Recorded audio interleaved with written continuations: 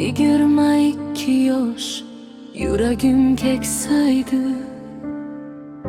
Kulgan yuzim ortida dardim yashaydi. Hali yoshsan der edi atrofimdagi har kim. Hech kim bilmadi tunlarim qanday o'tganin. Vaqt emas meni o'zgartirgan, dardlar meni indamay ulg'aytirgan. Meni qaritgan 22 yoshim, ko'z yoshlarimga guvoh bo'lgan kechalarim. Yuragim kulishni unutdi go'yo. Meni qaritgan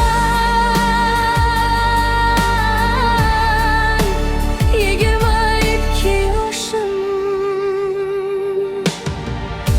İşonchlarim sinib kul bo'lgan edi. Orzularim sukut bilan yo'qolgan edi.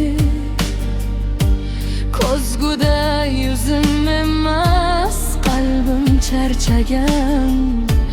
Yoshligim ichida bir umr yashagan. Bir kun balki yana kularman.